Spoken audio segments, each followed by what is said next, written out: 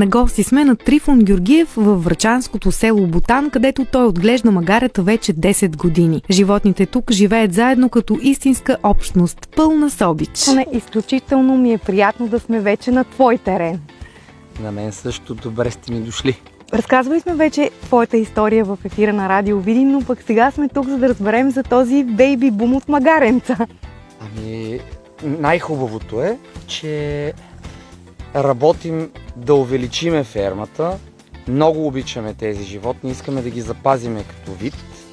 И тази година имаме доста бебета. Колко доста? 15 от началото на годината. Очакваме поне още 10 до края на годината. Тук са 7 на летния обор. На фермата има още 8 бебета. Ето те са тук отзад, виждат са. Тук на свобода всичко. Отзад идва още един бебок.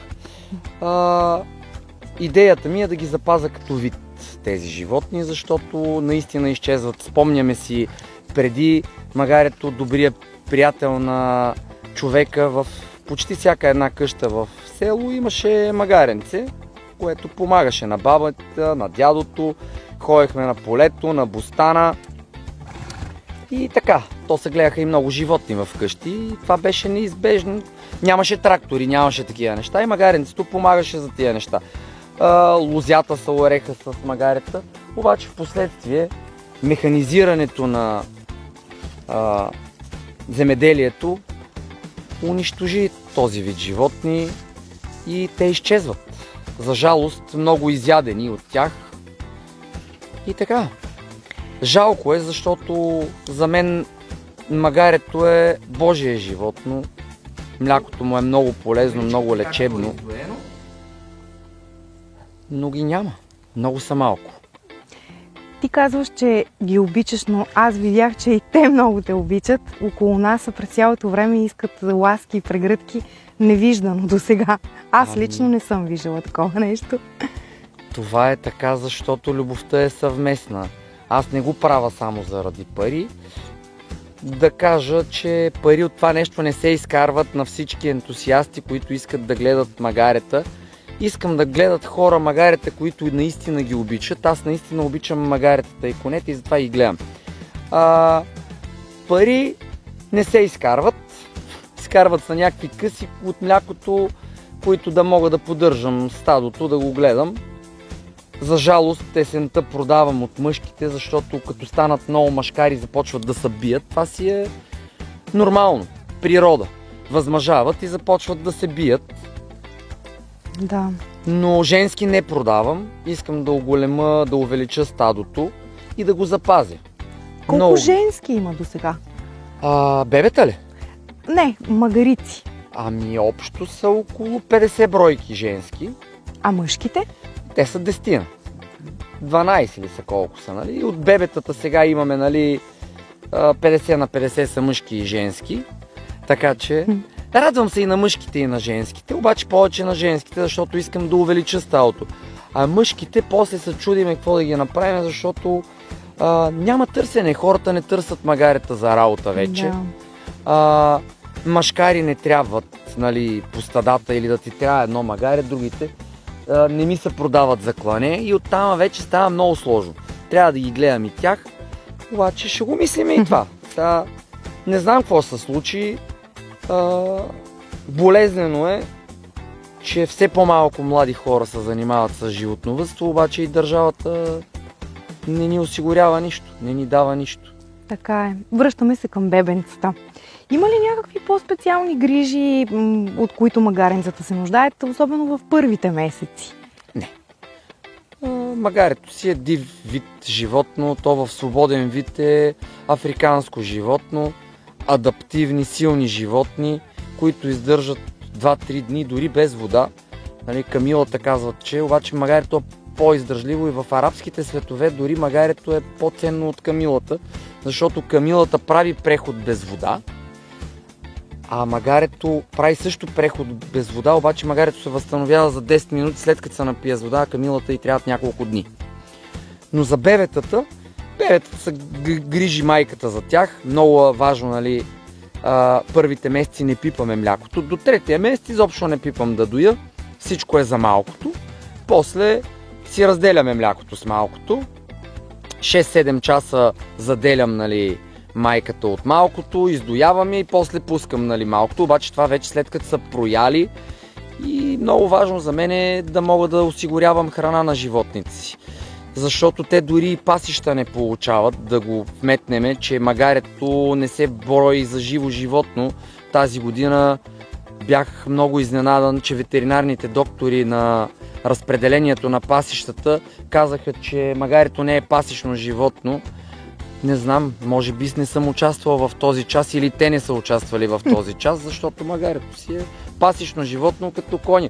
Не може коня да получава пасища, а магарето не. Обичам и коне, обаче и магарето е живо създание. Съгласна съм.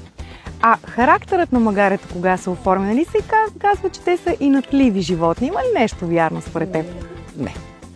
Магарето за мен е много умно животно, много интелигентно, много адаптивно, много привързано към човек. Зависи как го гледат. Сега, ако сте човек, който биете, ругаете и не се грижите за животните, никога няма ви обичат. Аз ги гледам с любов. Всяко едно за мен е мое дете. И то си личи. Идват при мен, гушкат се, радваме се, ревнуват едно от друго. Имената, как ги измисляш? Всяко едно на момент. С раждането си има, всяко едно има име, на всяко едно животно си знам имената, защото за мен една животинка трябва да си има име. И трябва да си знае името. Те си ги знаят, нали? Да, определено. Докато са по-малки, някои са по-непокорни, други са по-покорни, като много малки не обичат много да бъдат гушкани. След отбиването и, може би даже като станат на 2 години, сами започват да идват да търсят ласки, така, нали, много. Докато са още бебета, са по-игриви, по-непредсказуеми, но като цяло казвам, че магарето е много умно животно, няма телеритне, няма тълхапе. Това са пълни глупости, които ги говорят. Може би има такива животни, обаче всичко си има постфактор и предистория. Сега за да те ритне на тълхапе, сигурно си направил нещо. За мен магарето е по-умно от коня. Занимавам се и с магарета и с коне. Като цяло магарето е по-интелигентно от коня. Наблюдение и го твърда. Защото има коне, които ти ги гледаш, храниш, поиш, нито ги биеш, нито нищо, обаче може да те ритне, може да те ухапе. По-вероятно от магарето. Магарето няма да го направи. Не, нямам такъв случай. А имаш ли си любимо магаре? Това е малко като да питаш любимо дете дали си имаш, ама все пак има ли? Не, нямам любимец. Всички са ми любими. От А до Я всички са мои, всичките ги обичам.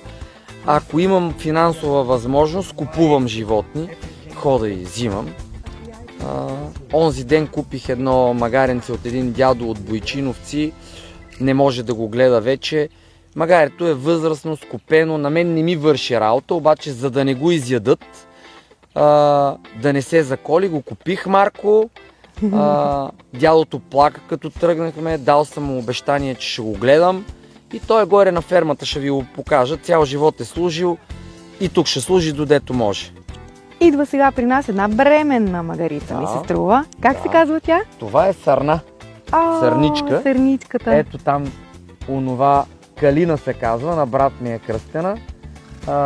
И е бебето от миналата година. За първи път роди Калинка. Сега ще бъде второ раждане.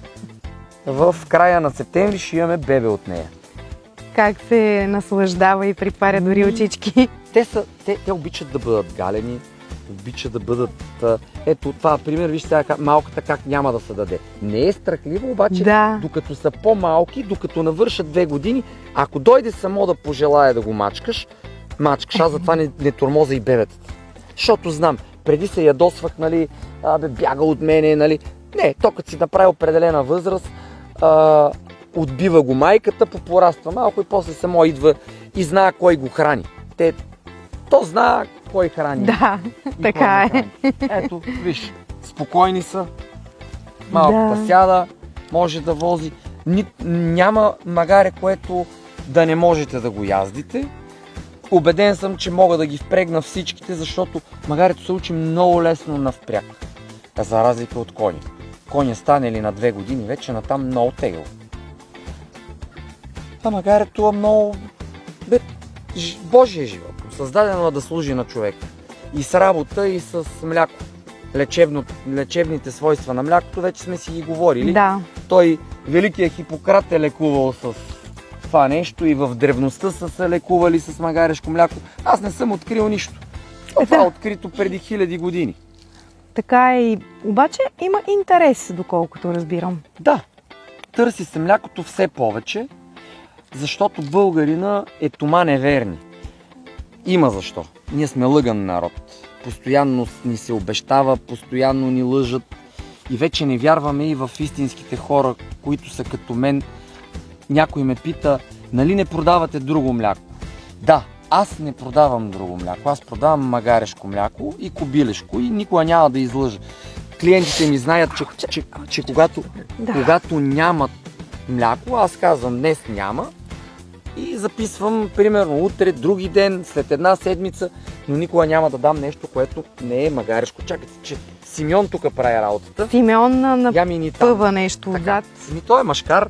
Яла. Мини от тук сърна. Мини така. Сърничка. Ето го Симеон. А той Симеон е закача сега, докато е бременна. Нищо няма да й направим, той си я приръчва, така нормално. Това е... Тя по принцип е бременна от Борислав, той е горе.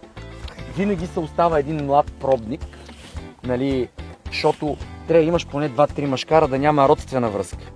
Да. Защото аз знам кой е заплодена. Имам тетрадка, която вода статистика, обаче те си ми в главата, аз знам кой на кой е баща и така. Тук имаме още 2 машкара, това Данчо и Елнегро, обаче те са полово зряли, обаче виж оня как е нахапан и другия. Този не дава на другите. Той е водача на стадото и женските го знаят. Сега, които са родили всичките тия малките бебета, той ще ги е оплодил. На 9 и на 11 ден автоматично и кобилите и магаретата така се заплождат. Ако не са се заплодили, след 18 дена пак се разгонват и той машкара си върши работа. Ето това ни е Атанаска. Това ни е най-старото магаре във фермата и горе Юлето. Много добро животно.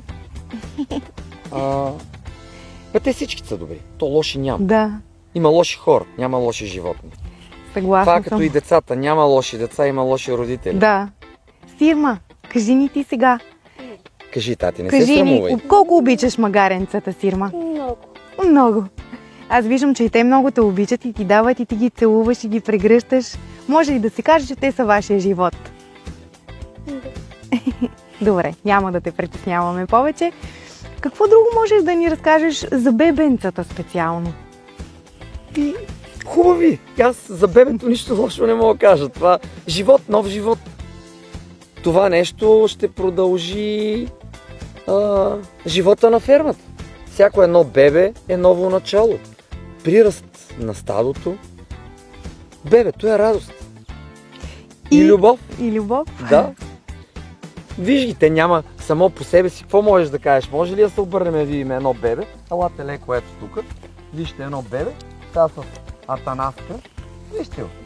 Как да не е любов, как да не е хубаво. А бебето как се казва? Това бебенце е Анастасия. Защото майката е Атанаска. Тя е много възрастна вече не знам дали ще може да има малки.